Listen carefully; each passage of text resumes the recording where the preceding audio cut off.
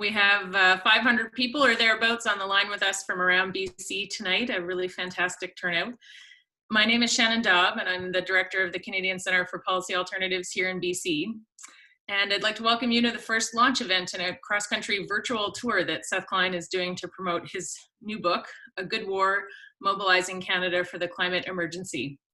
We're joined in presenting tonight by a wonderful group of co-sponsors, ECW Press, the David Suzuki Foundation, the Union of BC Indian Chiefs, 350.org, Climate Action Network Canada, the Council of Canadians, Sustainabiliteens, the Wilderness Committee, Sierra Club BC, SFU's Urban Studies, and Dogwood.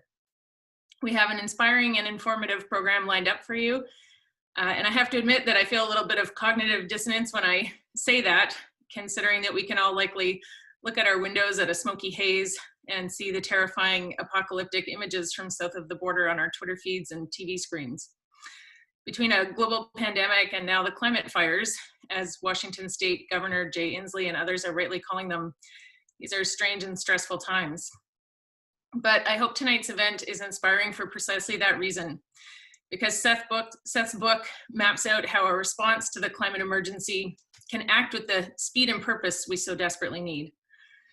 We're going to begin with a welcome from an important local Indigenous leader, and then hear a special live musical performance. After that, I'll tell you a little more about tonight's program, and we'll hear from Seth. And I'll turn things over now to Khelsilem, who is an Indigenous elected leader with the Squamish Nation, a Van City board member, and member of the BC Climate Solutions Council. He's a frequent commentator on climate action, urbanism, and Indigenous rights. Over to you, Khelsilem. Thank you. Good evening, everybody. I'm really honored to be here and to welcome you here where a lot of us are at in Vancouver. Just looking at my window, territory that has belonged to the Musqueam, Squamish, and Tsleil-Waututh people for many thousands of years, as we've gone through different cycles of climate change and adaptation and dramatic transformation as a result of changes in climate, changes in our ecology, society, and then more recently in the last few hundred years as a result of pandemics and diseases, industrialization, and successive government policies that sought to exterminate Indigenous peoples and Indigenous way of life, to the point now where we are facing a climate crisis and a climate emergency. And also the challenge of our time, which is how do we convince enough people that this is an issue to take up as a matter of importance for our cultural survival, our economic survival, our survival as a species, but also the type of survival that we want to have, the type of future that we want to have, and the type of lives that we want to have for our communities.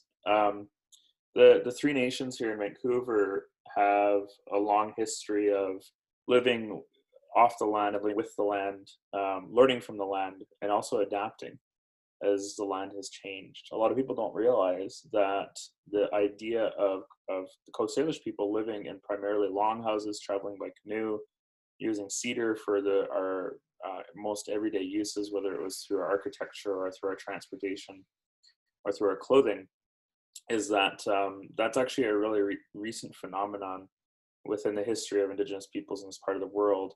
The giant cedar trees that we think of as the forests of BC only started really appearing about 8,000 years ago, because prior to that there was an ice age and a significant change in climate as when the ice age ended. And so prior to there being these large forests, rainforests that we think of as BC today, it was much drier, more arid, a lot more grassland, small shrubs. But also the sea level was much lower than it is today. And a significant amount of the oldest archaeological sites are believed likely to be actually underwater, because most of the river mouths of the rivers that had formed during that time period are today under probably many meters of water. because the waters had risen when the Ice Age ended, and all that liquid was transferred from a static state as glaciers covering a lot of North America into today what we regard as the ocean. And that created a significant amount of change, because the oldest archaeological sites on BC are 9,000 years, 10,000 years, 12,000 years, 14,000 years. And there are sites around North America that date back even before the Ice Age as well, going back 30 or so thousand years ago. But I think what is important is that these things are changing, that attitudes are changing, that perceptions are changing, that on issues of importance, there are a number of ways that our society has taken a position that these things are important and that these things require immediate action. And we have done things to try and address those.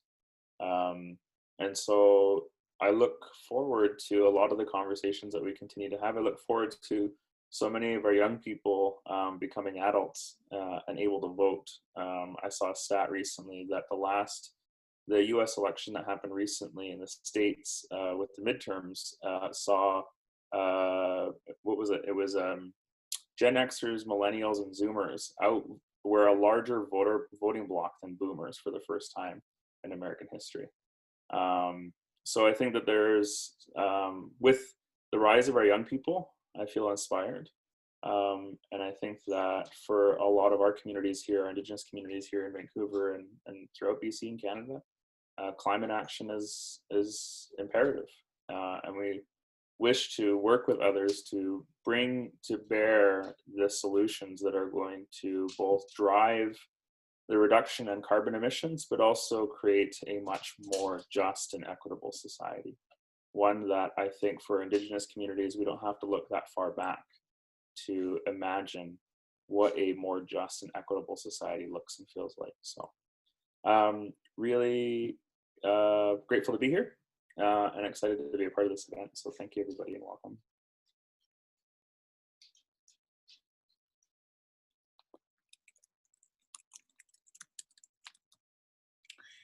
Thank you, Khelsilem.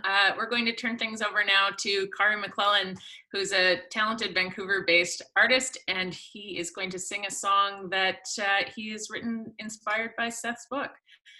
So over to you, Khari.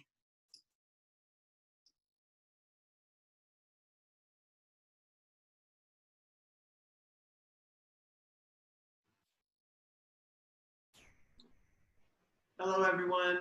Thank you all for joining us, and thank you to Seth and the team for having me, and also for giving me inspiration to create a new song.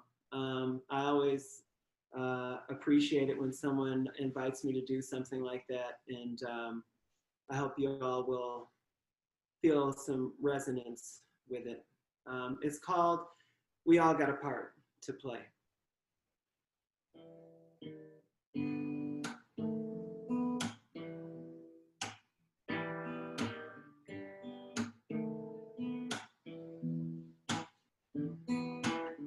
Who made this world so hard? Dead presidents or somebody's God? I don't know, it's hard to say. Always easier to point and lay blame, but it feels like we all got a part to play. We all got a part to play.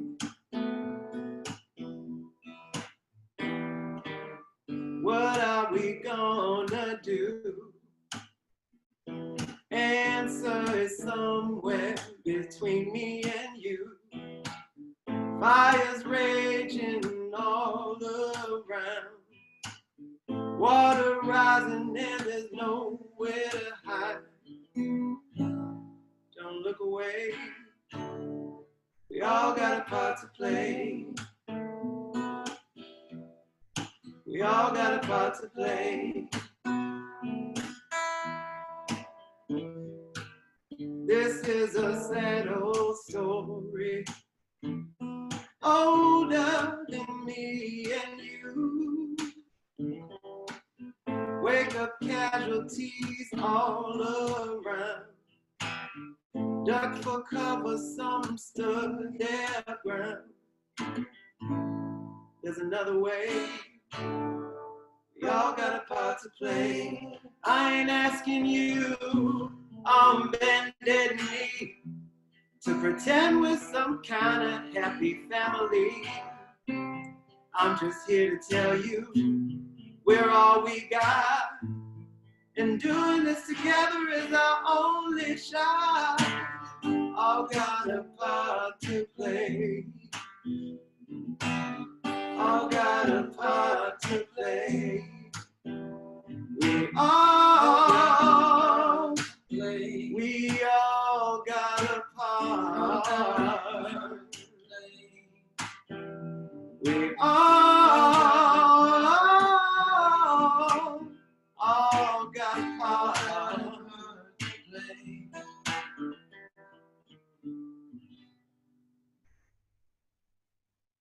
Thank you all so much, and thank you, Seth, for your fine work. Thank you so much. That was beautiful.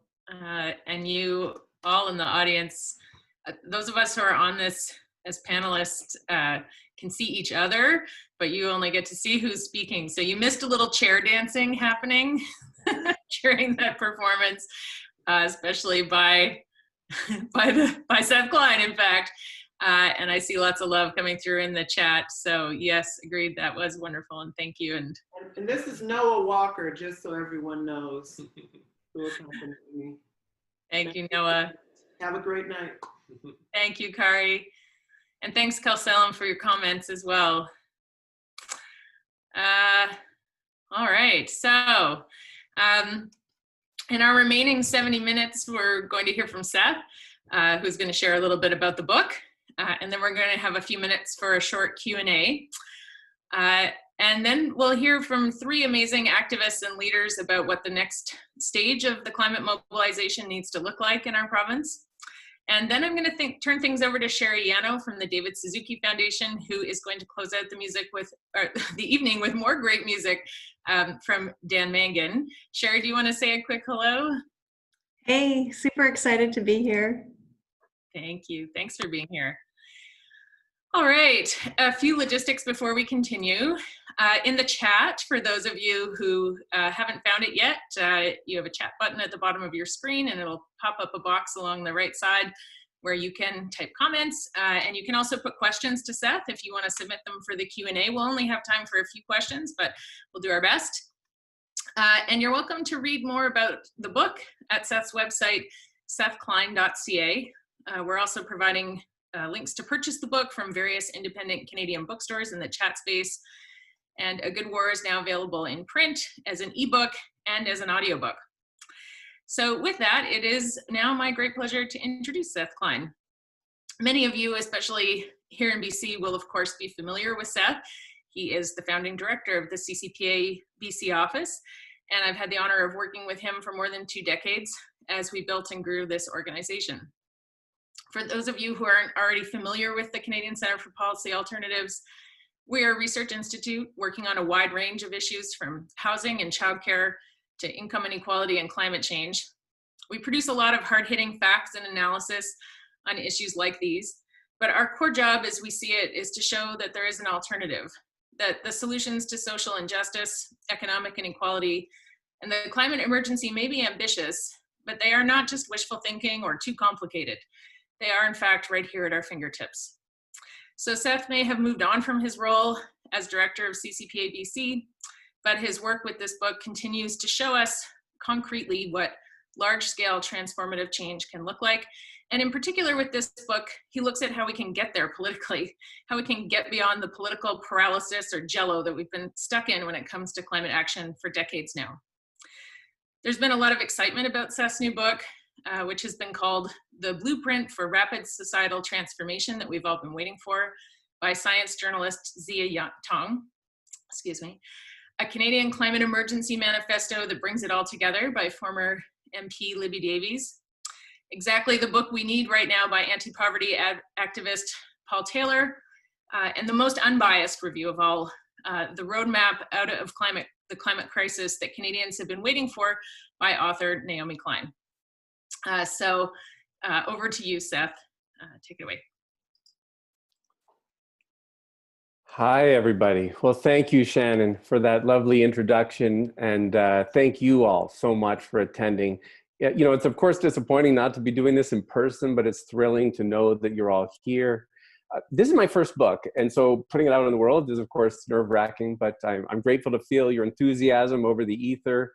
And it's so exciting to be sharing this with all of you. I hope and think that the book makes an important contribution to this moment, that it calls on us to adopt an entirely new and different approach to the climate crisis than the one we've pursued to date. And while I've endeavored to be realistic and tell the truth about the severity of the crisis we face, I also hope and believe that you will find it an unusually hopeful book. Here it is, by the way. This is the book, in case you don't have your own copy yet. And if I may, I'd like to start with a few thank yous. First, I want to acknowledge and express my gratitude that while you are all over the province on the lands of many Indigenous nations, I am on the unceded territories of the Musqueam, Squamish, and Tsleil-Waututh nations. Thank you to my friend Khelsilem, who is featured in the book, by the way, for that lovely welcome. I realize land-based acknowledgements for a virtual event may be a bit odd, but as I argue in the book, the recognition and assertion of Indigenous rights and title is central to winning this existential fight. And the chapter on Indigenous leadership in the climate mobilization is actually one of my favorites. Second, thanks to all of the organizations that have co-sponsored tonight's event. I'm not going to name you all again, but please check out the links to them in the chat. But I do want to say a special thanks to my former colleagues at the CCPA, my longtime home, for taking on being the lead host for this event. The CCPA folks are the people with whom so many of the ideas in my book were developed, and they have been so supportive of this effort, and I'm deeply grateful to them. And third, thank you so much to Khari for that fabulous musical opener, and in advance to Dan for the closer. I was keen to open with music like that, not just because it's a good way to begin, touching our hearts as well as our heads, but also because it was my hope that we could profile some climate emergency music. One of the chapters in the book deals with how to rally the public. And like every chapter, it starts with lessons from the Second World War. And in the war, arts and entertainment played a crucial role in mobilizing the public. World War II had a popular soundtrack. This climate emergency moment, not yet. But our hope with all of the musical openers on this virtual book tour is to start to seed what that soundtrack might look like. So thank you, Khari, for kicking this off and with an original song, no less. That was amazing. And finally, I want to take this opportunity to say a special thanks to the organizations who provided me with funding to undertake this book project: the McConnell Foundation, the Medcalf Foundation, the Corporate Mapping Project, the David Suzuki Foundation, the BC Teachers Federation, and SFU's Urban Studies Program. Okay, with all that done, I'd like to offer some opening comments about the book and read a couple excerpts. So as the title suggests, I am convinced that to confront the climate emergency, a wartime approach is needed, and moreover, that our wartime experience should be embraced as a hopeful story. There's no small irony in me coming to this place, and like many of you, I'm sure, I too wrestle with the war analogy. I cut my political teeth in the peace movement. I am the child of Vietnam War resistors. That's, in fact, how I happen to be Canadian. But I am now strongly of the view that climate breakdown requires a new mindset to mobilize all of society, galvanize our politics, and to fundamentally remake our economy. And here's why. I'm going to show you a graph, if I can figure out the screen share here. And maybe somebody can just tell me if it works. But this is a CCPA sponsored event after all, so I figure I should show you a graph. Maybe Khelsilem, you can give me a thumbs up if you can see it. Right. So despite decades of calls to action, our greenhouse gas emissions are not on a path to stave off a horrific future for our children and future generations. The chart tracks Canada's GHG emissions going back to the year 2000. And what is evident is that in the face of the defining challenge of our time, our politics are not rising to the task at hand. I invite you to let this deeply disturbing chart just sink in, and then let all of us agree that what we have been doing is simply not working. We have run out the clock with distracting debates about incremental changes But where it matters most, actual GHG emissions, we have accomplished precious little. Now you might look at this and say, well, at least things are more or less flatlined, our emissions are no longer rising, but as the great climate change warrior and founder of 350.org, Bill McKibben, has said, winning slowly on climate change is just another way of losing. Politics might be all about compromise and the art of the possible, but there's no bargaining with the laws of nature, and nature is now telling us something fierce. Look no further than the horror now unfolding to the south of us and the smoke that has engulfed us over the last few days. And so a new approach is needed. We need a wartime mindset and a political and policy agenda to tackle the climate emergency. It's time for a good war. I'll just turn off the screen share there.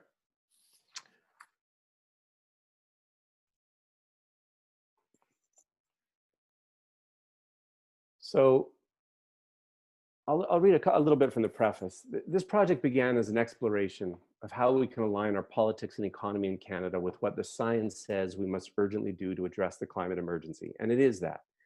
I had always planned to include a chapter on the lessons of the Second World War, but as I delved into that work, I began to see more and more parallels between our wartime experience and the current crisis, and ultimately decided to structure the entire book around lessons from Canada's Second World War experience.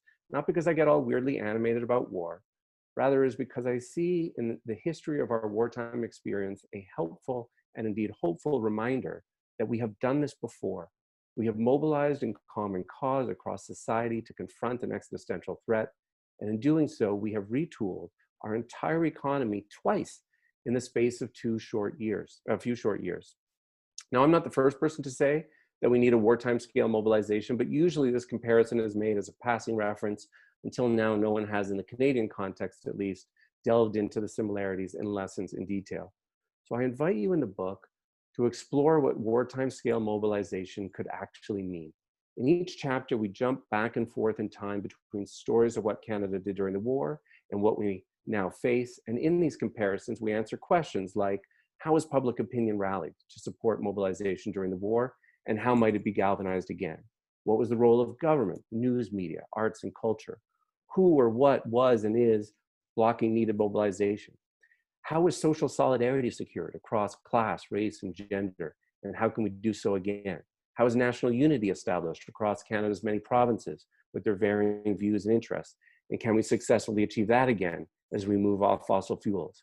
How do we collectively transform our economy and marshal all our resources to produce what was needed? And how can we do that again?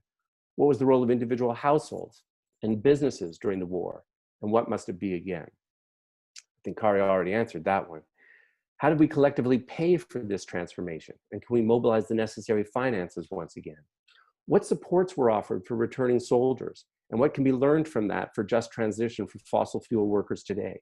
What was the role of Indigenous people in the war? And what is it in today's transformation? What was the role of youth and social movements then and now?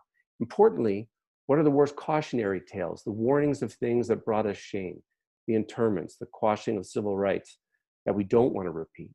And what must we remember about how Canada responded so shamefully to refugees during the war as we plan for the inevitable climate migration crises of the future?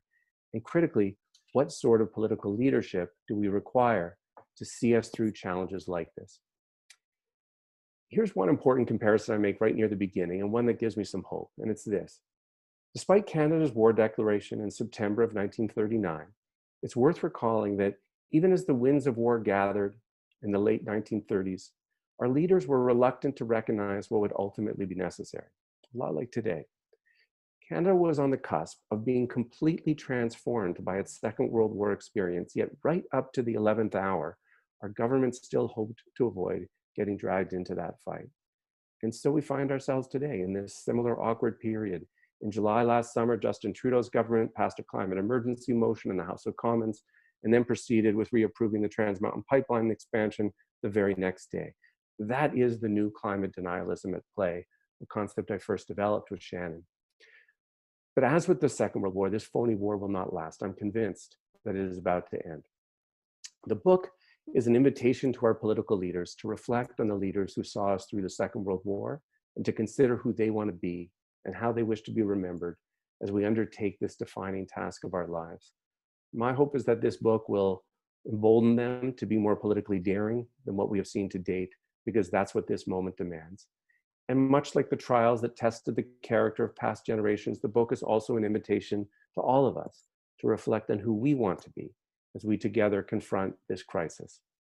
So that's a bit from the book's preface. In the first chapter, just to give you a teaser, I share what I see as some key lessons from the Second World War, which I dub the battle plan for climate mobilization. It's a 14-point plan outlining what it looks like to adopt an emergency mindset and do what it takes to win. Much of the book deals with the connections between climate action and inequality and argues for why linking these crises is central to winning. As you read the book, my hope is that you will marvel, as I did while researching and writing it, at the scale and scope and speed of what Canada did during the war years, and that you will find inspiration that we are capable of once again accomplishing something amazing, and that we can do ourselves proud. And like then, that we can come out the other end of this transformation, not only with a safer environment, but with a better and more just society than the one we are leaving behind. Our sense of what is possible is contained by what we know. And my hope is that with this exploration of what we did the last time we faced an existential threat, that can serve to just blow open our sense of political and transformative possibility. Like many of you, as I read the latest scientific warnings and as I look out my window, I'm afraid. In particular, I feel deep anxiety about the state of the world we are leaving to those who will live out through most of this century and beyond. All of us who take seriously these scientific realities wrestle with despair. The truth is that we don't know if we're going to win this fight, if we will rise to this challenging time. But it's worth appreciating that those who rallied in the face of fascism 80 years ago, likewise, didn't know if they would win. We often forget that there was a good chunk of the war's early years during which the outcome was far from certain. Yet that generation rallied regardless, and in the process, surprised themselves by what they were capable of achieving. That's the spirit we need today. Back to you, Shannon.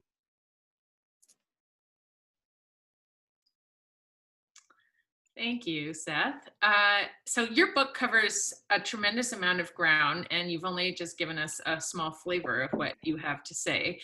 So I really do encourage folks to get a copy of the book and give it a read. I can see in the chat that quite a few people have already done that and are sending copies to elected leaders, which is a lovely idea. Thanks, folks who are making a point of doing that. So there's a lot of things I could ask you, and I'm going to ask you a couple of questions, and then we're going to take some questions from the almost 600 people who are on the line right now. And for everybody who's listening and watching and participating in the chat, I think there's some hope to be taken from that. Here we are on a Monday evening in the middle of these strange times, and this many of us can gather. That is really fantastic.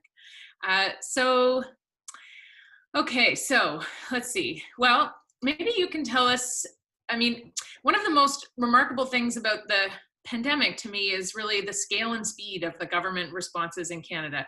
They're imperfect, but particularly at the federal level, and here in BC stands out as well among the provinces, a lot has happened. We've seen overnight all of these things we've heard for years from corporate and right-wing voices, that governments can't organize their way out of a paper bag, that public spending on a large scale is economically dangerous, and other convenient myths.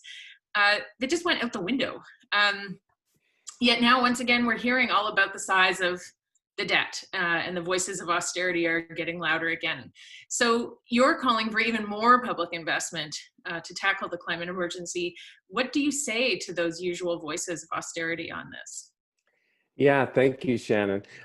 Well, first of all, you're quite right that, the parallels with the pandemic, are countless. And of course, I wrote the book before the pandemic and sent it off for final copy edit 3 days before the pandemic. And I thought we needed this historic reminder of how fast we were capable of moving, only to now have all of us experiencing that in real time.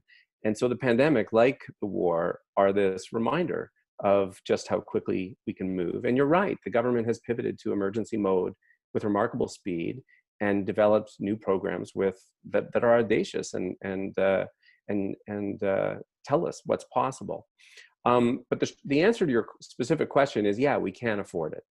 It's true that we have spent a lot of money this year in response to the pandemic, but it actually pales in comparison to the level of spending in the Second World War. And I'll give you some figures to that in a moment. But just to say that in both the war case and the pandemic case, they drive home that the benefit of an emergency is that it liberates government from this austerity mindset. And we see government spend what they have to spend. There's this quote from C.D. Howe, who was the minister of war production during the Second World War, when he was pressed about how much was being spent, and his reply was, if we lose, nothing will matter. And I think that's very much where we find ourselves today. Just to give you a comparison there, spending this year with the pandemic will increase Canada's debt to GDP ratio to about 50%. At the end of the Second World War, it was 108%. And the government did that by issuing bonds and issuing new taxes, which we again need to do. But I actually think as we emerge from the pandemic and turn ourselves towards economic recovery, there's actually fairly widespread agreement that it's going to have to be state-led. And the only real debate is what form will that take? And really the Green New Deal is just what the doctor ordered, I think. Great, thank you. Okay, so another a core argument of your book is that the climate fight has to be linked to inequality. Why is that? Yeah, this is an important. Or less, Seth. Why is that? Yeah, I mean, so there are many climate policy people who often say, you know, don't link this to inequality. Don't link it to social justice issues. Don't make it any more complicated. Climate is complicated enough. And I respectfully think they're wrong. I think we actually do have to link it to inequality for a number of reasons. First of all, because inequality is linked to runaway emissions. The richer people are, the more they emit. And conversely, most of what we need to do with respect to climate action will disproportionately harm lower income people unless we do something to offset that, unless we do something to mitigate that. But one of the core arguments in my book is that inequality itself is toxic to social solidarity and mass mobilization. And interestingly, I think Mackenzie King himself understood that at the beginning of World War II. In World War I, there had been a very high inequality, and that had undermined social solidarity, and it had undermined recruitment. And so at the beginning of World War II, the King government brought in new taxes. They brought in an excess profits tax. And in the course of the war, we saw the introduction of Canada's first major income transfers. Unemployment insurance came in 1940. The family allowance in 1944. Most of the architecture for the modern Canadian welfare state was written during the Second World War. And also, even in terms of the promotional stuff from government during the war that was trying to recruit people, midway through the war, they realized that, you know, in the early days of the war, you had this classic propaganda. It was like, go get Hitler, right?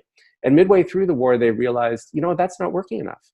The only way we're actually going to get people on board is to have a conversation with people about what kind of society they're going to return to. And that is at the key of why the Green New Deal is so popular, by linking that inequality piece with the climate piece. I commissioned some original polling from Abacus as part of my research for the book. And what's so interesting about that is, you know, there's very strong support for bold climate action. But when you then say to people, well, what would happen to your support for bold climate action if we increase taxes on the wealthy and corporations, if we increase transfers to low-income people, if we offer a good jobs guarantee to energy workers?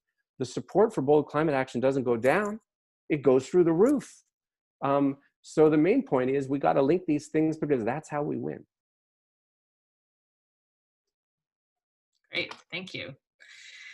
Okay, we're going to take some questions from folks. We have about 15 minutes, which is great. So we should have time for a number. I'm going to start with Bob Hackett. Hi, Bob. Nice to hear from you. Bob is a CCPA research associate. That's That's how we know him. And Bob says, congratulations, Seth. I've read your book and reviewed it for rebel.ca. Great. Absolutely a must read. One question is, in treating climate change as equivalent to a wartime emergency, how do we avoid the negative consequences, xenophobia, racism, overriding of Indigenous rights that could accompany such a frame? Mm-hmm. Well, it's a really important question, and I think we do it by going into this eyes wide open, and that's why I have a few chapters in the book that are about those cautionary tales. Having spent the bulk of the book lauding what happened during World War II as a model for what we now need to do, I think it's vital to flag the things that caused us shame, and I mentioned some of those off the top. And we talk about them because that's how we learn from them and make sure that they don't happen again. We don't have the War Measures Act in Canada anymore after realizing the gross violations of civil liberties that happened under the Wartime Measures Act. We replaced it with an Emergencies Act. That's an example of how we learn from these things. And another key difference that I go into great detail about in the book is around the experience of Indigenous people then versus now. Many of the crown corporations that were created during the war poisoned Indigenous territories. Lands were expropriated. Terrible violations happened. Whereas this time, so much of what's buying us time, while our politics dithers and dodges on this file, is the assertion of Indigenous rights and title. And that's what has to be central to a climate emergency plan. Thank you. Okay, next question from Sven Robinson. Hey Seth, great to be part of this special launch and congratulations on your powerful book. My question, looks like a provincial election is coming very soon. What would you identify as the 2 to 3 key issues we should be highlighting at this critical time? Well, whether it's provincial or federal, we have to be demanding that our governments and political parties are presenting what are true climate emergency plans. And we don't have those yet at either level. I spend some time in the book looking at both the federal plan and the BC plan, Clean BC. And I spend time on them because they are the high water mark nationally at the moment.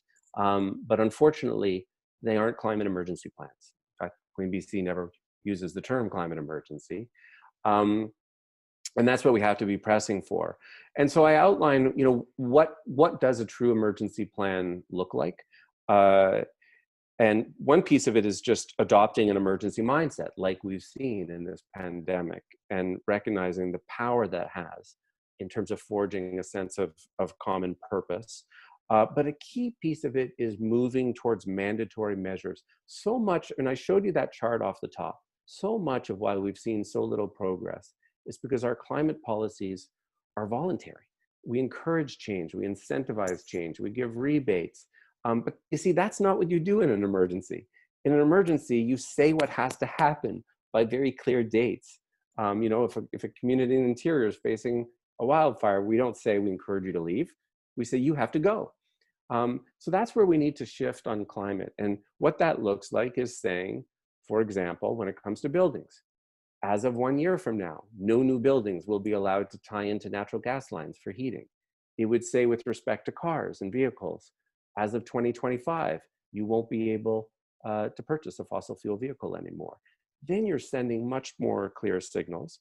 You would spend, like you understood it to be an emergency, as we've seen in the pandemic, and as we saw during the war, and you would create new economic institutions.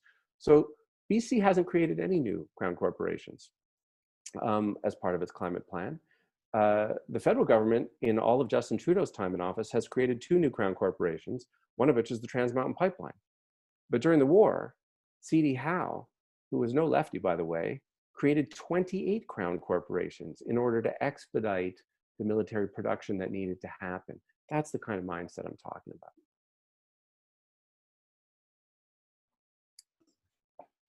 Great, thanks. Okay, we have a lot of really great questions coming in over the chat, and I'm sorry that we won't be able to get to all of them, but let's keep going. And I don't have the name associated with this one, but in BC, we were able, at least initially, to successfully manage COVID. But that success has been lost due to the inability of some to maintain the principles laid out by public health. The climate war will take a lot longer. Even if we start strong, how can we maintain our effort? Well, we're only a few months into the pandemic, that's true. And unfortunately, I think we're yet to see some other waves. And it may be that if people fail to follow some of the rules, we start to see, again, like I was just saying, some more mandatory measures. We saw a bit of that from Bonnie Henry just this past week, where some additional shutdowns get reinstituted when that's necessary. But I would point out, you know, I realize I'm kind of like everyone's weird uncle who's like packing the war, but World War II was 6 years. I think we're looking at a 10-year process of electrifying everything in our economy and decarbonizing everything. And so it's a longer haul, that's true. It's an exciting haul. And in the end, it's not as hard as what they did. In World War II, the government completely transformed the economy twice. Once to ramp up war production, and again to reconvert back to peacetime. We only have to do this once. And as we come out the other end, we start to realize that it's not all about sacrifice. A lot of it's about a better life. Great, thank you. So there's a theme happening in some of the comments. It was Nora Etches who first posted this, and then there's been a few people who have piled on. So I'm going to ask you, can we persuade you to become one of the politicians who will bring the mobilization forward? Well, those of you who know my personal life know that there's already a politician in this household who's much better at it than I am. City Councillor Christine Boyle is my partner. And I tell a little bit about her experience. So she was the person who brought forward the climate emergency motion in Vancouver, which was the first in English Canada. And I think it's actually a remarkable story because, you know, anyone on the, you know, on this event who follows Vancouver politics know it's a minority situation. No one has a majority. Anyone who follows Vancouver City Council knows, you know, you never know how a vote's going to go in this place. And yet those climate emergency motions passed unanimously. And a big part of that actually, well, part of that was Chris and the motion. And a big piece of that was the student climate strikers who were there mobilizing and watching each time a vote happened on this stuff, and who basically made it politically impossible for people to vote no. And consequently, we have the most ambitious climate plan municipally anywhere in the country. How's that for a dodge of that question? I was just going to say, very nicely dodged. I won't even say what I was going to say next. Okay, so there are a number of questions, not surprisingly, about Alberta. And Ian Waddell says, I'm an ex-politician. How can we fairly phase out tar sands, keeping in mind workers in Alberta? And then a related question, hi Seth, can you comment on the federal government's challenge to move assertively while Alberta is doubling down on fossil fuels? Yeah. Excellent question. And yeah, we have to deal with Alberta, and we have to make a real offer to Alberta. 38% of Canada's GHG emissions are from Alberta. And so we got to deal with Alberta, but also recognize that they have a lot of heavy lifting to do. And there's a lot of people in Alberta whose livelihoods currently depend on the fossil fuel industry, and we need to speak to that. First of all, I would say that it's important not to paint all Albertans with one broad brush. The Abacus polling I was referring to later highlighted something really interesting to me, which is when you break it out regionally, you know, not surprisingly, the appetite for strongest climate action is in Quebec, and the support for bold action is weakest in Alberta. But even in Alberta, it's very strong. And so I think we need to not let Jason Kenney define the political culture of our neighbors there. But we also have to make an offer. I have a proposal in the book for something that I call a climate emergency just transition transfer, a new federal transfer program that's big and audacious, $20 to $40 billion. But unlike most federal transfer programs where the amount is linked to population, my proposal would be, if Alberta is responsible for 38% of Canada's GHG emissions, we freeze that in time, and for the next number of years, they get 38% of the money, but we don't give it to Jason Kenney because he's not to be trusted on this issue. We create new just transition agencies in every province that are jointly governed by the feds, the province, municipalities, Indigenous nations, put climate experts on the board, and we ensure that that money is being used for real investments and retraining and apprenticeships, so that the promise of just transition isn't some vague offer that people hear about, but it's real. It's got billions of dollars on the table. But I'll close with this, and why I think we can't talk ourselves into being defeatist on this. Again, I'll go back to the war. In World War II, of a population of about 11 million people at the time, 1 million Canadians enlisted, over 1 million, and more than that were involved in military production. Far, far more than are employed in fossil fuel industries today. And all of those people had to be reintegrated into a peacetime economy with income support programs and housing programs and post-secondary programs that transformed the face of public post-secondary education in the country for generations. If we could do that then, we absolutely can offer a real transition plan today. Great, thank you. Okay, last two questions. So first, what is the most surprising or hopeful lesson you learned while researching the book? Oh, I mean, like I said off the top, I actually find the whole book pretty hopeful. I mean, look, all of us, as I said, wrestle with despair on this file. You can't be sentient and not realize that this is a questionable proposition. But when I look at the speed and scale of what happened, I find it hopeful. I know it's weird to keep going back to military production and wartime production and war, but think about this.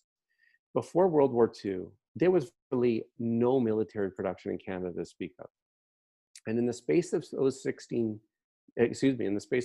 years, we produced 16,000 aircraft and ultimately producing the 4th largest air force in the world at the time.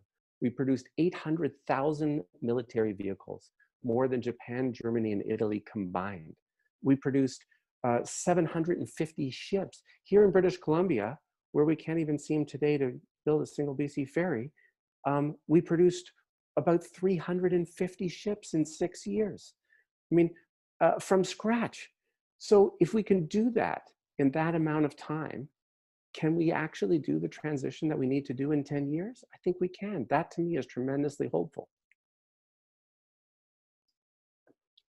Thank you. Okay, there are a lot of really great questions here that I'm having difficulty deciding on how to pick a last one. But let's go with this one because I think it sets us up nicely for the panel to come. So from Travis Trong, and I'm going to bring in a few comments from other folks in reading this, Travis, if you don't mind. So Greta Thunberg and the youth climate movement has dramatically raised worldwide consciousness on climate change in the last year or two. Unfortunately, governments across the world have been unable to substantially cut subsidies to fossil fuel industries and really invest in renewable energy or the kind of scale of solutions that you're talking about in the book. So what effective and viable strategies should the public and activists like Greta and the youth climate movement use to make meaningful and concrete changes possible? Well, first of all, I think we should appreciate the first part of your question, which is that the terrain has shifted markedly over the last 2 years. In the polling that I did, I asked, is the climate crisis an emergency? And basically 62% of Canadians said it either was an emergency or would be in the next few years. I don't think I would have gotten those results 2 years ago. But the combination of the report of the IPCC with its warning and timeline, and extreme weather events like we're experiencing right now with the smoke, but especially those student mobilizations have shifted the terrain and led to a level of support and an appetite for this that we didn't see 2 years ago. You know, I interviewed many politicians and political insiders as part of my research for the book, and almost invariably, when you press them on this stuff, they fall back on some variant of, well, you got to meet the public where they're at, and they're not there yet. And they're wrong. First of all, that's what the polling says. The public is actually ahead of our politics, more so than they get credit for from the politicians. But if they're not feeling that yet, then we need them to feel it. We need to recapture the momentum that was building with the student strikes prior to the pandemic. This social movement, like any other, it needs to adopt. It's going to still this peaceful civil disobedience is going to be a piece of it. The divestment stuff is a piece of it. But I would say, and you asked me previously about hope. We're close. You know, if 1 million Canadians mobilized in that student strike a year ago, you know, we're getting very close to what those social science researchers, Chenoweth, talk about as the sort of 3.5% mobilization that you need before something just hits a tipping point and it becomes unstoppable. We are very close to that range. Okay, well, thank you. And I'm going to reluctantly close out the Q&A right now so we can hear from the panel. I think you could probably do a whole evening just Q&A on the book and have a really fantastic discussion with people. So maybe we'll need to do a follow-up event. We have three, as I mentioned earlier, three fantastic activists and leaders who each have been asked the question, what does the next stage of climate mobilization look like in our province? And we're going to take a few minutes to share their thoughts. So first we'll hear from Khelsilem, and in case anyone joined the webinar a little after we got started, I'll say again that Khelsilem is an Indigenous elected leader with the Squamish Nation, a Van City board member and member of the BC Climate Solutions Council. He's a frequent commenter on climate action, urbanism, and Indigenous rights. After that, we'll hear from Atiya Jaffar, a climate justice activist and migrant from Pakistan. Atiya is a community organizer living in Vancouver, and she currently works as a senior digital specialist for the global climate organization 350.org. And finally, we'll hear from Naia Lee. Naia is an organizer with Sustainabiliteens and Climate Strike Canada, and is passionate about building movements rooted in justice and equity. She is currently taking a gap year to focus on climate organizing, and will also be working with Youth Climate Lab in the coming months. So Khelsilem, over to you first. And just to double check, is it the question that's in the document that was sent to us? Yes, it is. What does the next stage of climate mobilization look like in our province or beyond? Thank you. So I've come to the opinion that when you study Canadian history, most of the biggest, largest scaled societal social programs, probably with the exception of World War II, but since World War II, have happened at the provincial level first and then went federal. So we look at things like human rights, we look at things like Indigenous rights, we look at things like healthcare, et cetera, et cetera, et cetera. They're often started at provincial levels, and then eventually the provinces more or less copy what the provinces are doing, or incentivize the rest of the country to do what X province is doing because they offer money for it. So if you look at healthcare, it started Saskatchewan and then BC, and then the feds basically said, we'll match dollars, and the rest of the provinces, including the conservative ones, jumped on board with it, and then we got nationalized universal healthcare. But there's other stuff too around human rights and how that's been incorporated into Canadian law. A lot of that started in provincial or territorial level. So I think focusing on province is good. I think you can use the feds and organizing at federal level when there's federal elections and things like that to build constituencies and mobilize communities and that for the purposes of then pivoting and focusing on provincial elections when those come up, or provincial politics in some ways. So that's important.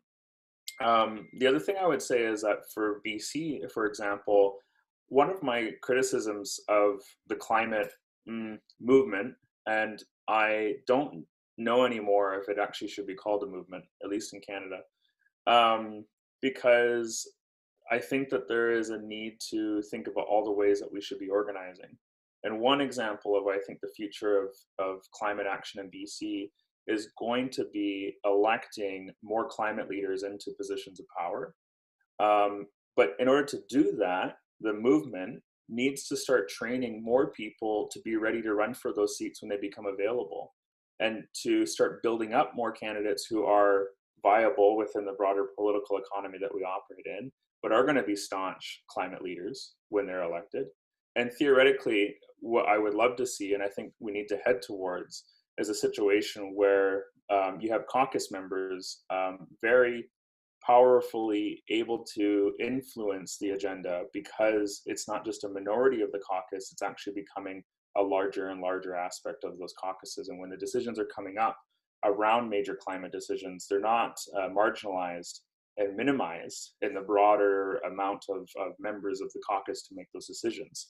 So I think, you know, if we head into a provincial election soon, which I think could happen here in BC, there's going to be some real climate leaders, and there are some real climate leaders seeking the nomination. I mean, I look at Vancouver Hastings, where you have Nikki Sharma, also a Van City board member that I've had the pleasure of working with, staunch climate leader who's worked for Stand, and talks about ending up fossil fuel subsidies, and is running, theoretically, she hasn't been declared yet by a candidate by the NDP head office, but potentially running against a candidate who is the executive director of the party, NDP establishment candidate who's been a part of the party apparatus, friend of John Horgan and the insider team within Victoria, against a younger, more youthful, more climate-oriented candidate. And it's in these moments where we need the climate movement to support climate leaders getting into these positions. And I think that there are going to be a few other ridings that are going to need their support: phone banking, donating, calling.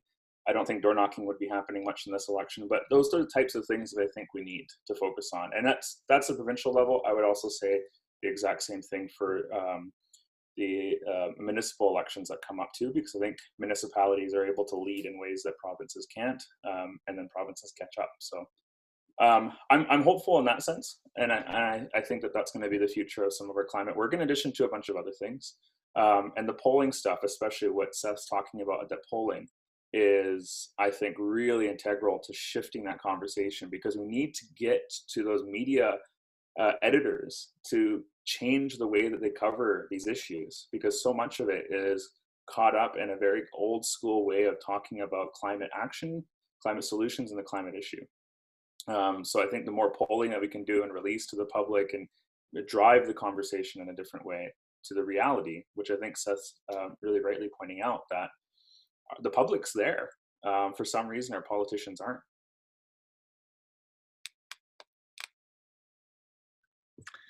All right, thank you. Over to you, Atiya. Thanks so much. I'm so honored to be here today. Today, like so many of you, I woke up for the third morning in a row to see my city completely engulfed in smoke that has traveled northward from the raging West Coast wildfires. There's nothing like breathing in a heavy dose of toxic particulate matter to remind us that we are in the middle of a climate emergency. It's an emergency that compounds the global pandemic to force our communities into an unprecedented chokehold.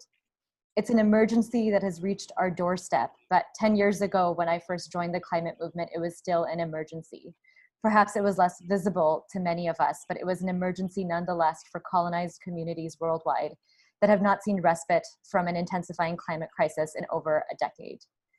For these last 10 years, I have done everything in my power to treat this crisis like it was an emergency. I've written policy briefs, I've written letters to politicians, I've marched, I've rallied, I've lobbied politicians, I've pleaded for action at the UN climate negotiations, I've stood in the way of pipelines and railroads, gotten arrested, and even though Seth kindly quotes me in his book as a young climate activist, I feel like I've aged 30 years in these last 10. Of course, what keeps me going through all of this is the tremendous strength of social movements that I've had the privilege to participate in. And I think strengthening the power of our movements is the most important investment that we can make in the climate movement in BC. and everywhere. People-powered movements have the power to stop fossil fuel extraction projects in their tracks and force politicians to the negotiation table, like we've seen with the Wet'suwet'en land defense and we've seen with the Trans Mountain Pipeline. We can shift the window of what we are told is politically possible in rhythm with the demands of our social movements. And that's why our social movements must move from calling for incremental demand or from demanding incremental reform to demanding a Green New Deal that completely retools our economy to tackle the climate crisis. And to be frank, nothing about a Green New Deal or a World War II scale mobilization to tackle the climate crisis is in any way radical. It's not radical to give ourselves and the most vulnerable in our communities and globally a fighting chance to fight the climate crisis. It's not radical to retrain workers and pay them livable wages to work at green crown corporations that are not choking out our existence. Land back and restoring Indigenous stewardship to prevent ecological destruction is not radical. It's not radical to offer legal status and dignity to migrants who are fleeing a climate crisis that we have created. And it's not radical to divest from institutions that are causing us harm, the military, the fossil fuel industry, and the police, and to invest in our communities instead. The vision we want isn't radical, it's our best chance. And the pandemic has shown us that in the face of a crisis, we do have the power to retool and reimagine what our society looks like. How do we get there? All of us are political agents. All of us are embedded in communities. We have the power to organize. We have the power to imagine a better world and to fight for it to be a reality. As workers, we can push our unions to lead the fight for a just transition. As students, we can refuse to return to a normal that was always death and destruction. And I'm really excited for Naia to speak to this in more detail later on. And as neighbors, we can speak to each other and build public support for the scale of action that we need. We've seen what's possible when we act together. Just a year ago, or just under a year ago, we saw streets in every corner of the world filled with people for the global climate strikes. I still remember the power that I felt when I marched with 100,000 people over Canby Bridge. We were following the leadership of young organizers. We have so much to fight for. We must be strong in our resolve, but we must also hold grief alongside our determination. We lost so much to fascism in the 1930s and 40s, and we have already lost so much to the climate crisis, so much that we can never recover. Meaningful action in the face of this crisis means we need to build an intergenerational and unstoppable movement. We need everyone. We need everyone to demand a complete transformation of our society. It's time to reject incrementalism. It's well past time to fight this fight, to stop fighting this fight, one pipeline at a time or one policy proposal at a time. Instead of pleading with politicians and the elite, we need to build our own power. We need to act like this is an emergency because we probably don't have another 10 years after this. These 10 years, this next decade, that's all we've got.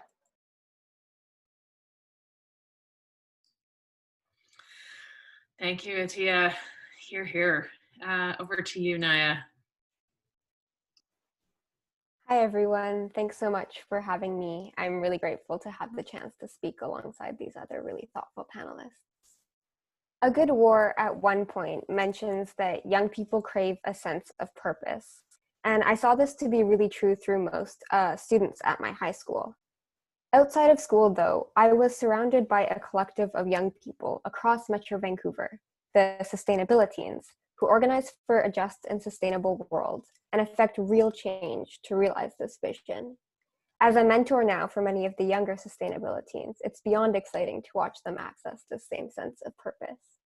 Young people are scared and we are angry about the climate crisis. And because of this, we are also receptive to large-scale climate solutions. And we are also rallying our communities to support them. I've heard almost every student who has read A Good War express relief. We've been taking to the streets to demand an ambitious climate emergency plan, and blueprints like these are what we have been waiting for.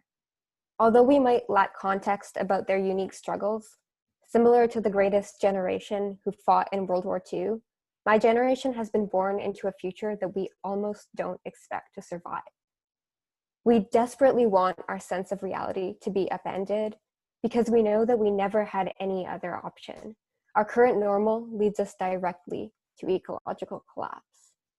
I've seen countless adults, on the other hand, give up on climate action or be reluctant even to learn more about the crisis, simply because of the sheer amount of change that solving it will require.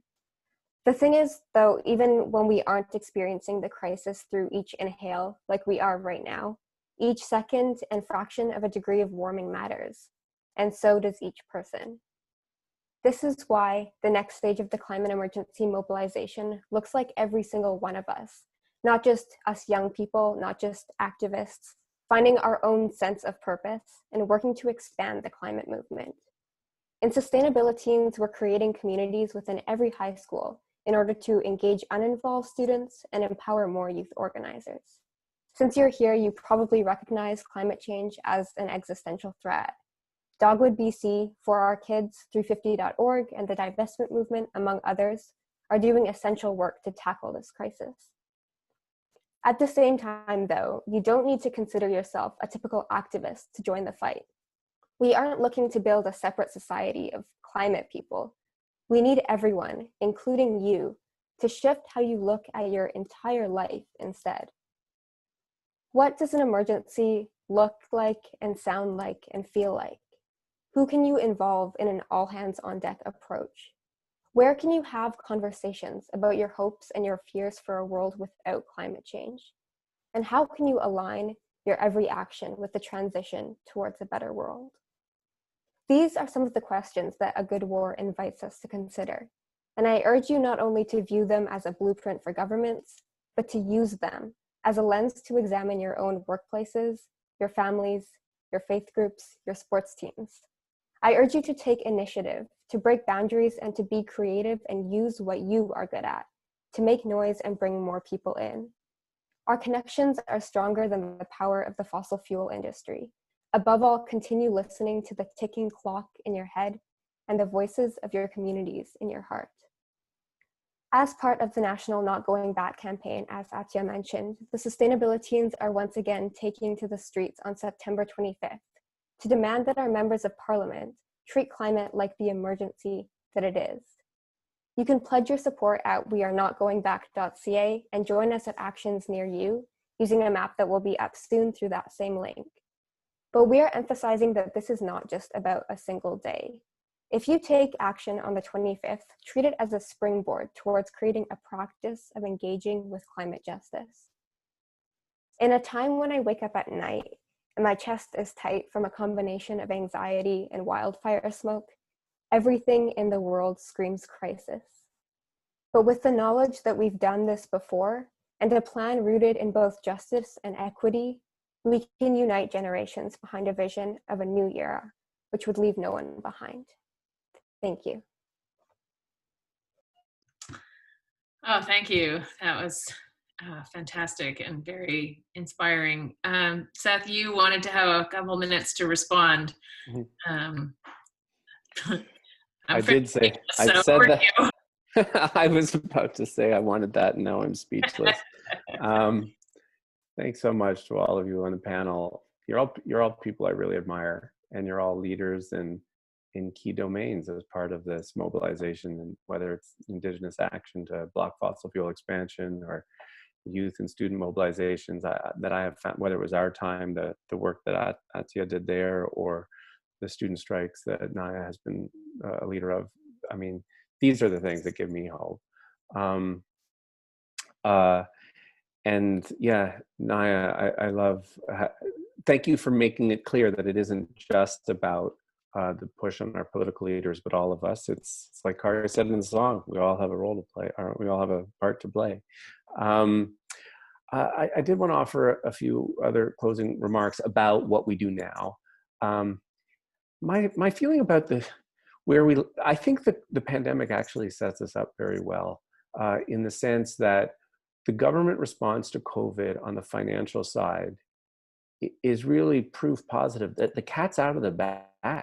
The federal government has spent $300 billion without blinking an eye. The Bank of Canada has been buying $5 billion a week in government securities. Like, they've just shown us what was possible all along. If climate and homelessness and other crises had been treated and recognized as the emergencies that they are. This is an emergency. And emergencies, as we've all experienced in this pandemic, and as you just repeated, Naia, need to look and sound and feel like emergencies. So as we approach the throne speech, this federal government needs to stop acting like surrender monkeys, and they need to stop trying to appease those who are blocking action. This is the moment. And I see some people in the chat saying, you know, what does it mean for Canada to do this just as one country? We do this, we have to do our part. And we have to do it knowing that millions of good people in other countries around the world are doing the same thing in their domains. But one of the things that I love about the Second World War story is it drives home that we can lead. First of all, we should lead because Canada has the highest per capita emissions in the world, and that doesn't even count all the fossil fuels we extract and export that are combusted and burned somewhere else. But in the Second World War, we didn't wait on the United States. In fact, for the first couple of years, we were the only country in the Western Hemisphere that was involved in the war. And we were a smaller country then. We were only 11 million people, less than a third the size we are now. And at the end of the war, nobody questioned the importance of what we did. I guess my closing message to all of you is that we need to make the most of this minority government moment, federally and provincially, this pandemic moment and what must be a state-led recovery, and this emergency moment. We all need to sound the alarm however we can. Now is the time to demand from both our federal and provincial governments that they adopt true climate emergency plans and an audacious Green New Deal. And we can do so knowing from both our war experience and now our pandemic experience that when we adopt an emergency mindset, the scale and speed of what we can do is spectacular. So commit tonight to take an action on this task of our lives. I note in the book's conclusion, and I'll stop here, is that, you know, while few of us were alive in the Second World War, many of us look back on pivotal times like that, and we ask ourselves, you know, what would I have done if I had lived then and there? But the answer to that question is really no great mystery at all. The answer to that question is whatever we're each ready to do now. Thanks, friends. Thank you very much. And I have to say, to be honest with you, I struggle with the hope challenge on a number of fronts, but climate in particular, more than anything else, every day. And I was having a hard time with it today in this event. And the words that all of the folks on the line have shared, and the beautiful music that we already heard from Khari and his partner, whose name I'm so sorry I Noah. Thank you. Have really helped. So I'm going to pass it over now to Sherry Yano, who's the manager of energy transition with the David Suzuki Foundation, one of the sponsors of Seth's book tour. Over to you, Sherry. Great, thanks. I feel exactly the same way.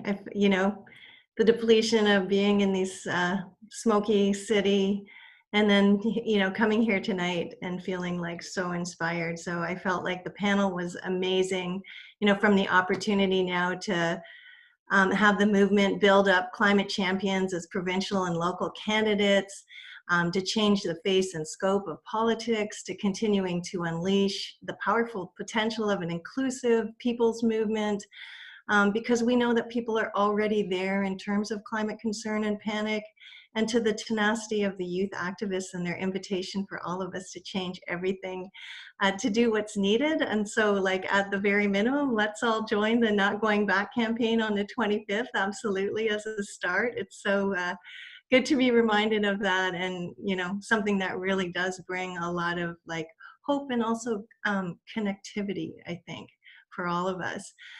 So I feel like the whole evening's been super inspiring with Seth and everybody kind of urging us to adopt that emergency mindset and to come together and take the action necessary to truly address the climate crisis.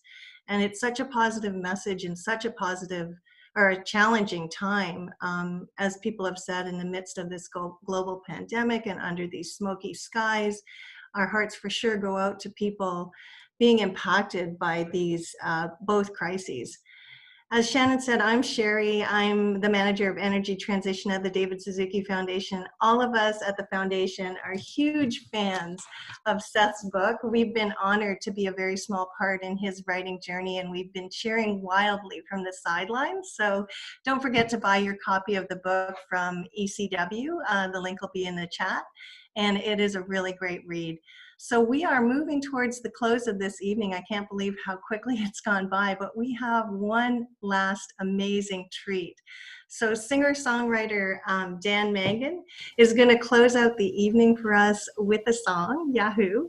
So Dan is a 2-time Juno Award-winning and 2-time Polaris Music Prize listed musician and songwriter. He lives here in Vancouver. When I was stalking him online just to get a couple of pieces for this intro, I noticed that he's performing online on September 19th, so this coming Saturday. So check out Side Door for tickets. I guess he's definitely part of that climate emergency soundtrack. And a fun fact that I dug up, not only has he released several studio LPs, but Dan's also scored feature films like Hector and the Search for Happiness, starring Simon Pegg, as well as television shows for Netflix and AMC. So huge welcome to you, Dan, and thank you so much for being here. Thank you. Nice. You're gonna have to forgive my echoey cave thing. It's meant for singing, not so much for speaking, but it is an honor and just a privilege to be among all these wildly intelligent and focused individuals. And I am just so taken by how much work has been done. And that gives me an ounce of hope as to how much work must still yet to be done. I'm going to close us off with a song here called Soapbox.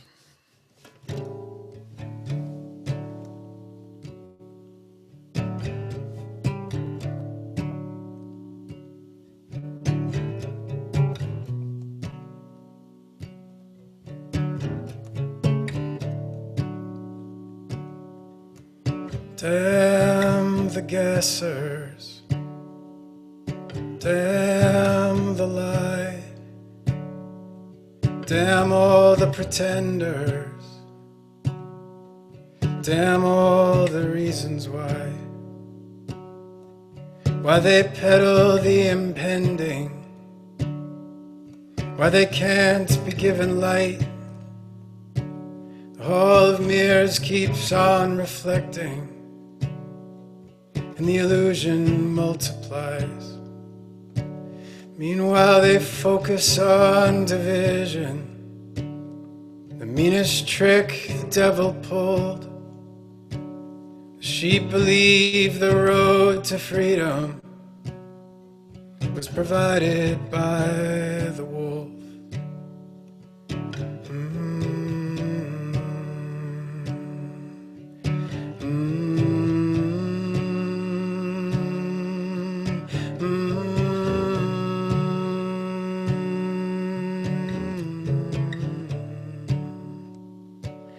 So the pendulum keeps swinging. At the arc, it takes a while, just long enough for some forgetting, to bring the bad stuff back in style. And they always talk of Jesus without a hint of irony. They see kindness as a weakness, and they disregard the meek. So buy your groceries at the box store, and keep your head down in the line. They want you hungry so you'll want more. They want you lonely so you're quiet.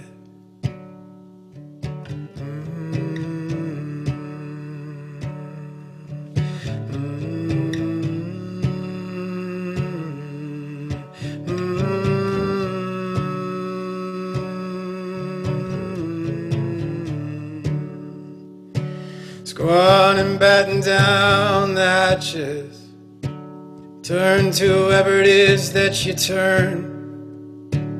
The lunatics have found the matches and they wanna see it burn.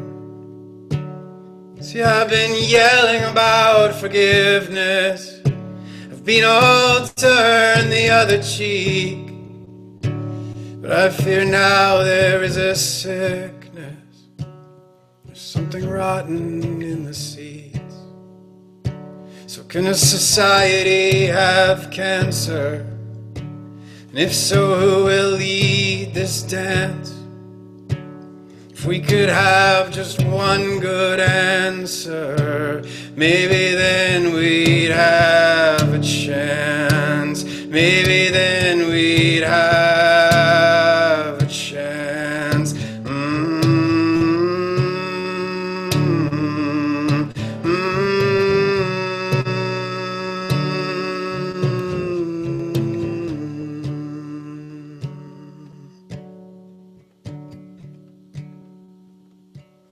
I'm still waking up in Denver, still waking up in Inverness. I'm reminded to remember there is still beauty in the mess. There are those who take in strangers. Suppose the kindness sets them free. There are those who leave a light on in case another needs to see.